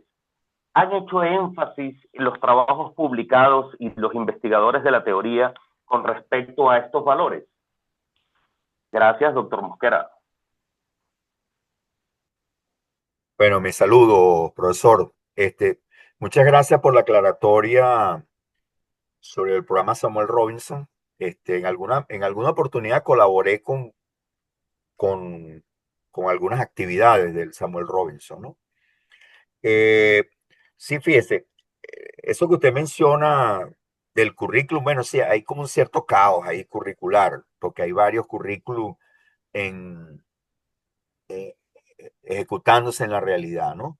Incluso mi propia experiencia, eh, estuve dando clases en un liceo, yo soy de Cagua, en el estado de Aragua, y de- como me jubilé unos primeros meses, estuve dando unas clases ahí que me pidieron el favor en un colegio privado que está cerca de mi casa. Y encontré que los profesores de ahí no solamente no planificaban ni con el de 2017, sino que usaban el programa de los años 90, que fue el que desarrollamos cuando yo estuve en el Sename con el doctor Planchard, que es unos programas que se llamaron programas de articulación, que eran unos programas posteriores a la matemática moderna y que se llamaron programas de articulación porque precisamente buscaron establecer como una mayor coherencia entre el currículum de la... Recordemos que aquí hubo una vez una educación básica de 9 grados y que eliminó el ciclo básico común del bachillerato y entonces se quedó la educación media de 2 y 3 años, ¿no? Entonces, ese programa de articulación, la idea del doctor Planchard en aquel momento era que ese programa sirviera, por eso se llamaba de articulación, para que sirviera mejor a contribuir para la transición del, de la básica a la universitaria, ¿no? Entonces, imagínense, yo he visto eso. Y sobre, por ejemplo, con los textos escolares pasa que muchos profesores, ante la ausencia de textos escolares actualizados, comerciales, vamos a decir, porque hay una colección, la colección Bicentenario, pero esa colección también es de 2011, que ya tiene 14 años también, y no hay más libros. O sea, entonces, los profesores están ahí trabajando como pueden, pues, y en la teoría de la objetivación, que es un punto que usted tocó, resalta precisamente el papel del profesor. Entonces, yo pienso que, aunque el currículum tuviera muchas deficiencias, el profesor de matemática todavía tiene libertad como para trabajar y subsanar esas deficiencias. Pero no está de más, ¿verdad? Que una comunidad como la comunidad de los ingenieros eh, emitiera alguna opinión sobre ese currículum. Dijera, bueno, mira, este currículum tiene estos aspectos buenos, tiene estos aspectos novedosos, tiene estos aspectos, por ejemplo, un aspecto que a algunas personas les parece novedoso es que incorpora muchos elementos del currículum basado en competencia, aunque no es estrictamente un currículum basado en competencia, pero tiene elementos, tiene un perfil del egresado, tiene aprendizajes mínimos, tiene algunos de los elementos de un programa basado en competencia. Entonces, eso por un lado. Pero yo sí quiero rescatar, resaltar este tema que usted mencionó, que es el papel del profesor. Aquí es muy importante el papel del profesor, porque como también el ingeniero Romero tocó el tema de que, ¿verdad? La formación del profesor va a ser determinante para lo que el profesor va a hacer en el aula. Si tenemos un ingeniero va a ser una cosa, tenemos un matemático va a ser una cosa, y si tenemos una persona muy mal formada en matemáticas va a ser un desastre, ¿no? Entonces, eso era. Ahora, respecto a lo que usted dice de los valores, La teoría de activación en los últimos 3 años, digamos, o algo así, ha venido desarrollando el tema de la ética. Y hay, eh, yo le puedo hacer llegar, si usted me hace llegar su correo, el tema de la ética es un tema que está siendo trabajado teóricamente y también hay algunos estudios sobre eso. Entendida la ética como aquello que tiene que ver con la relación entre dos seres humanos, entre seres humanos, pues. La manera como los seres humanos se relacionan y la manera en que se encuentran en el aula. Y, y, y aquí hay una inspiración de Freire que creo que es importante respecto a que entonces en esa relación es ética, es decir, es por el bien común, y busca que el profesor con los estudiantes se involucren en esa labor conjunta, donde ambos entran en un devenir y ambos se forman. Eso es fundamental de la teoría de objetivación. Y muchas gracias por su comentario, profesor. Muchísimas gracias, doctor Mosquera. He colocado mi correo electrónico en el chat y le agradezco muchísimo si me puede enviar alguno de estos trabajos. Muchísimas gracias, doctor Mosquera. Gracias a todos. Sí, gracias, profesor Silva. Bueno, creo que el doctor Mosquera nos ha pedido en varias oportunidades que la academia digamos, los ingenieros se pronuncien un poco sobre este enfoque. eh, y aquí creo que tenemos un compromiso en cartera que después le vamos a pedir al, al académico Carmelo Ecarri que lo enfatice. Eh, yo creo que como resultado de esta conferencia, doctor Mosquera, nos vemos en, en el compromiso de constituirnos como en un equipo de trabajo, y yo incluiría pues al doctor Mosquera el primero, que seguramente nos va a ayudar a aclarar muchas cosas, al doctor Romero, y a los dos que han intervenido. Me permito pedirle que envíen el correo también al doctor Alejandro, que intervino antes con las preguntas, Sí, y muy bien, constituir sí. como un pequeño grupo, de manera que podamos entender mejor este asunto y ver desde el punto de vista de la Comisión de Educación Superior y en concreto de las ingenierías, de las diversas empresas, porque tenemos tres grandes facultades de ingeniería, tenemos tres grandes ingenierías. Las escuelas que están, las carreras pues que se dictan las disciplinas dentro de la Facultad de Ingeniería como tal, que está civil, mecánica, eléctrica, petróleo, química, todas ellas, las que se dictan en la Facultad de Arquitectura y Urbanismo, que están también dentro de la academia, y por supuesto las que están dentro de la Facultad de Agronomía, que hay otras disciplinas que están incluso muy cercanas a otras áreas del conocimiento, como biología, etcétera, etcétera. Entonces, todas ellas son disciplinas que se alimentan de las matemáticas y que las utilizan de diversos enfoques. Hay un aspecto que mencionó el profesor Silva ahorita, y que también el doctor Mosquera hizo énfasis, que es el perfil del ingeniero deseado. Bueno, ahí nosotros dentro de la academia hemos estado revisando en varias oportunidades cómo el doctor Alder Kamp de la Universidad de Delft en Holanda plantea los objetivos de formación del ingeniero, y los objetivos actuales de formación del ingeniero se distancian notablemente de los objetivos deseados para, digamos, los problemas, para buscar soluciones a los problemas que el devenir nos presenta, ¿ves? Entonces, yo creo que las matemáticas aquí tienen mucho que aportar, sobre todo porque son ahorita, digamos, ingrediente esencial de todos estos instrumentos que nos van a ayudar mucho a resolver las situaciones de aplicaciones de inteligencia artificial y otros. Esas son herramientas que si no las utilizamos, si las dejamos de utilizar, nos encontraríamos, pues, digamos, con una situación con menores posibilidades, menores capacidades para resolver los problemas, ¿ves? Entonces, Bueno, yo creo que ese es un aspecto importante y bueno, quisiera oír la palabra del doctor Romero y de los otros que estoy invitando a participar en esto y por supuesto los otros que están aquí en la conferencia que quieran unirse a ese grupo de trabajo están todos bienvenidos. Lo que pasa es que como no los conocemos a todos, no me permito invitarlos directamente, pero si ponen su dirección, con mucho gusto los invitamos y seguro que podemos aportar un granito de arena. No espere mucho de nosotros, doctor Mosquera, un granito de arena porque somos No, no. principiantes de la teoría de la motivación. Bueno, En el chat está colocado mi teléfono y mi correo. ok, Ya, gracias. yo tomé nota, sí. Bueno, mientras esperamos otras intervenciones, déjeme leerle lo que está en el chat, por si acaso hay alguna pregunta.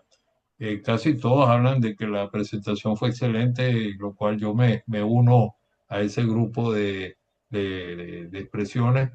Bernardino López dice excelente, felicitaciones a expositores y organizadores.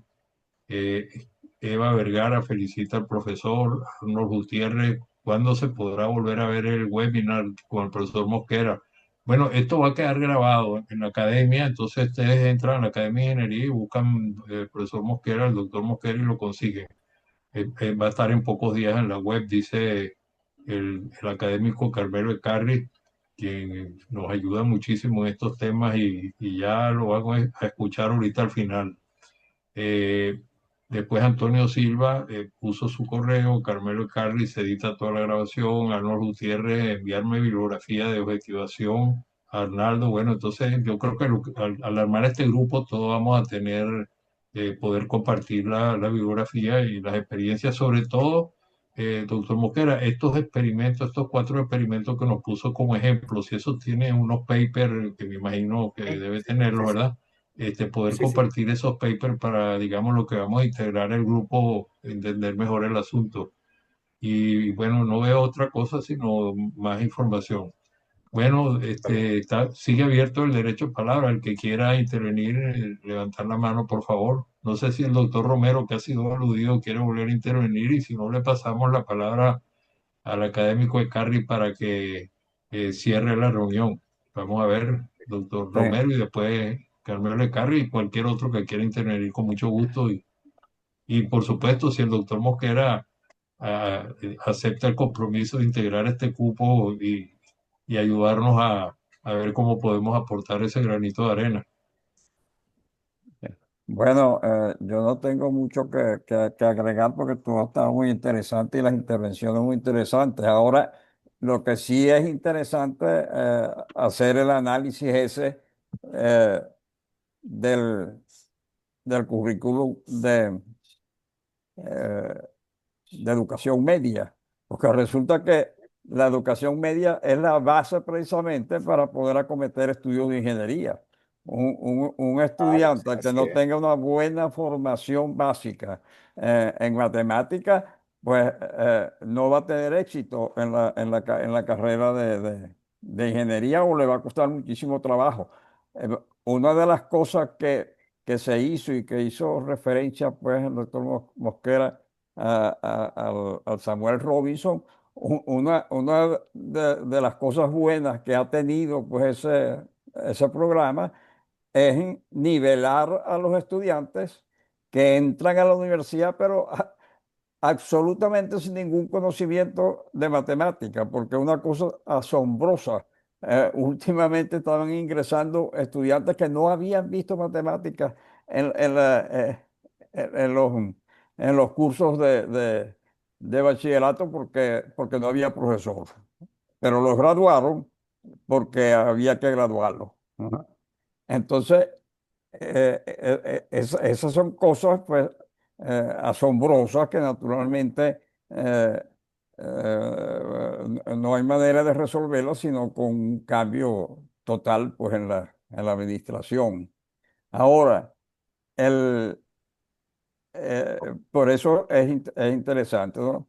Y si se puede constituir este grupo, pues que habla pues, el profesor Abella, si se puede constituir ese grupo, sería muy interesante porque es necesario tomar acciones que sean concretas y que sean factibles de aplicar en la realidad, en la práctica.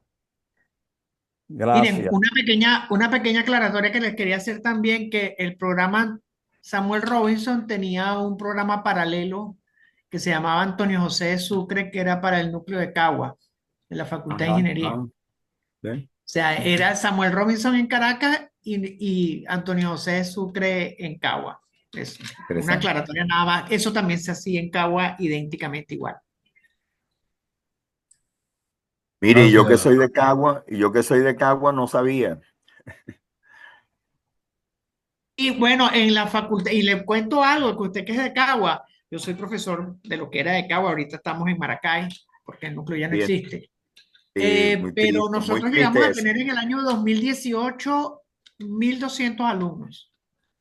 Existían en el núcleo de Cagua y teníamos, como le digo, la primera carrera íntegramente diseñada desde el inicio como educación Sí. basada en competencias, que es la carrera de ingeniería de procesos industriales que se daba completa en Cagua. Ahorita se está dando en Maracay. Sí, eso sí lo conozco, eso sí, porque paso por ahí y veo en ruinas la edificación donde es muy triste ver eso ahí, sí. De todas maneras, todavía hay algunos profesores que están dando clase ahí al lado en la aldea. Le doy ese dato. Ah, muy bien. Sí. Bueno, gracias, profe, por la aclaratoria. Bueno, Un comentario, adelante. discúlpeme, fíjense, porque es que han ido pasando cosas en la educación media donde tal vez no nos hemos percatado del todo, porque bueno, estamos en la universidad y de repente no nos damos cuenta, incluso ya no tenemos hijos en esa edad escolar, entonces tampoco nos damos cuenta a través de la familia, en fin. Fíjense, por ejemplo, en las escuelas técnicas, en las menciones técnicas, se estudia 6 años. Y en el sexto año, en las materias en las escuelas técnicas e industriales, en el sexto año se estudiaba cálculo diferencial e integral. Y el estudiante que era egresado de una escuela técnica,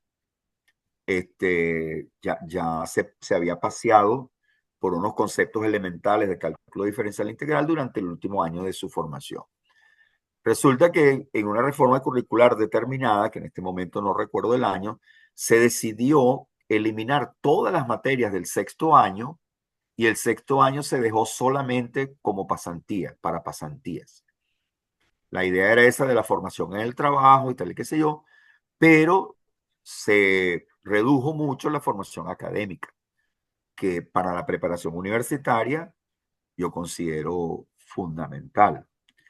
Y luego ha ido pasando que han ido, como el profesor Antonio señaló, varios esfuerzos fallidos, algunos y otros esfuerzos realizados de transformación curricular, que entonces está uno ahí, sale una cosa, sale la otra, y han ido pasando también un poco como desapercibidos para la sociedad en general.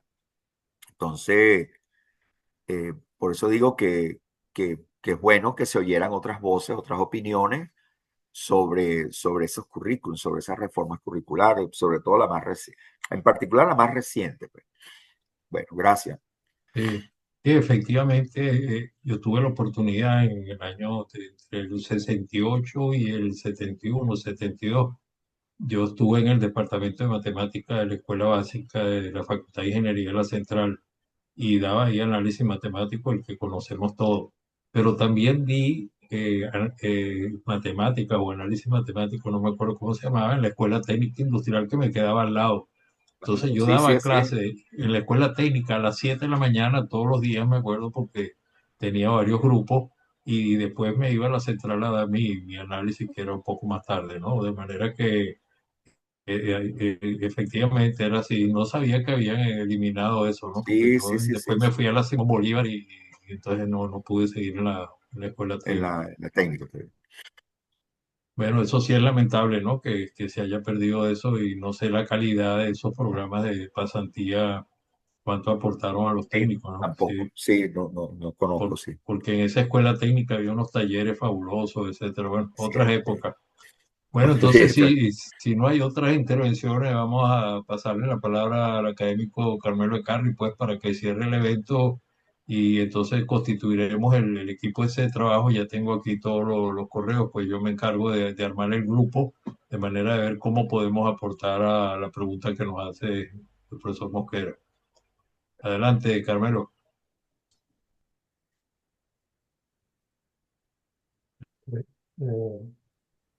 Saludos a todos y quiero agradecer al profesor Mosquera y a los compañeros Alonso Romero y Alfredo Bella en la organización de este evento y por supuesto a todos los asistentes. No voy a hacer el cierre yo porque se lo vamos a dejar al doctor, al profesor Oscar González, que cierre el evento. Pero se me ocurre aprovechar como cualquiera de los asistentes hacer un par de curiosidades eh, en cuanto a la excelente, interesantísima exposición de Julio. El primero es epistemológico, es un poco eh, la sistemática de la ciencia que define por sus métodos a las ciencias exactas, matemáticas, la lógica, distintas a las ciencias naturales, pero también distintas a todas estas, vamos a llamarlos, estudios del área de la espiritualidad, la ética, la estética, la religiosidad, la filosofía. Es decir, esto me resultó realmente interesante. Pero lo que quería un poco el otro punto es que no sé si conoce Atapuerca, Julio. ¿Sabéis, Perdón, no le entendí. sabéis de qué se Tengo, trata?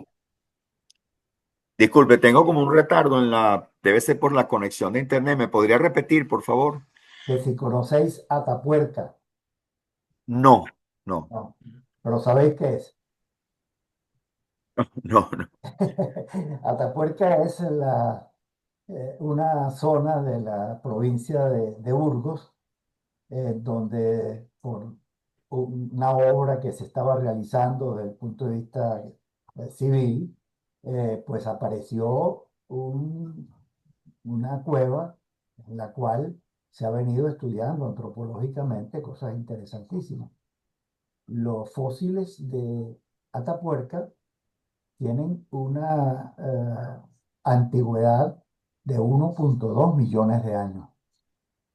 Y qué interesante, esta gente que estaba allí estudiaba matemáticas, hacía lo que hace las matemáticas, magnitudes, formas, patrones, etcétera. Y entonces resulta que hace 1.200.000 años, acá en Europa, se hacía matemáticas. Probablemente no se escribía nada todavía expresamente, pero poder hacer una vara de medición con formas y patrones para calcular incluso sobre un patrón de 24 de 24 horas, o sea, una cosa interesantísima, ¿no?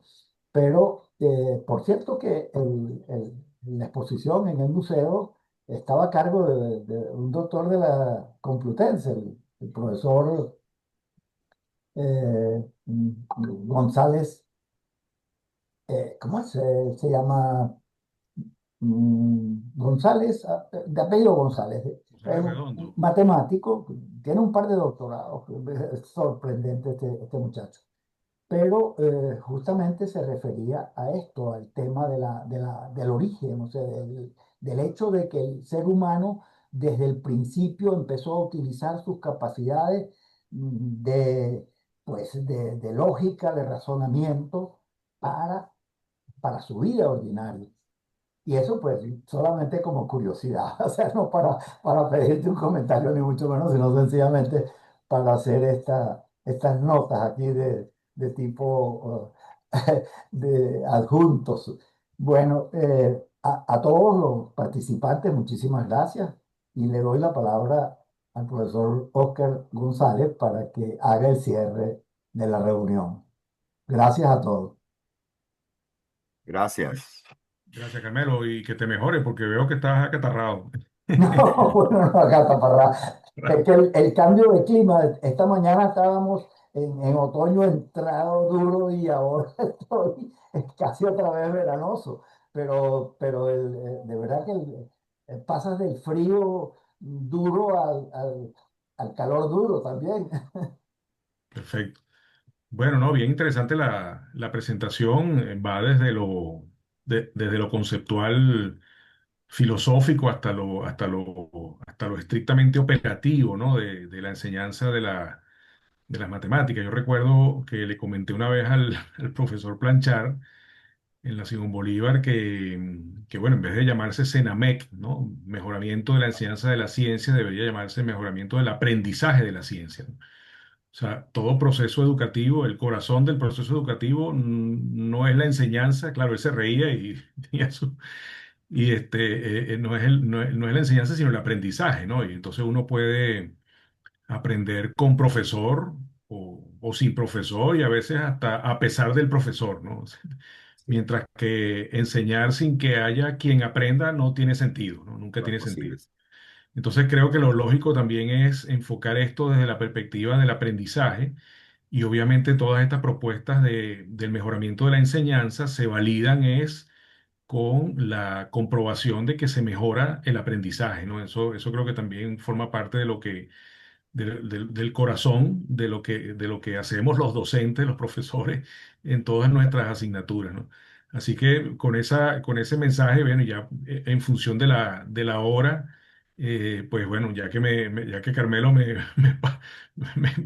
me pasó el bate para batear el cierre, pues bueno, consideramos concluida la sesión, agradecerle de nuevo al profesor Julio Mosquera por su dedicación de tantos años a la docencia de algo que siempre ha sido polémico, como es la enseñanza de la ciencia, en este caso las matemáticas, que como ingenieros todos somos dolientes y beneficiarios de eso. Así que, bueno, reiterarle el agradecimiento, el reconocimiento y ojalá se pueda aprovechar su colaboración para incidir sobre la educación, sobre quienes tienen a la mano hacer las políticas públicas de educación y mejorar de verdad lo que sí, como lo mencionó el profesor Romero, lo que está llegando a las universidades a veces no es lo mejor que se puede formar y sin embargo, con todo y eso, yo no doy clase en los primeros años, pero doy clase en los últimos años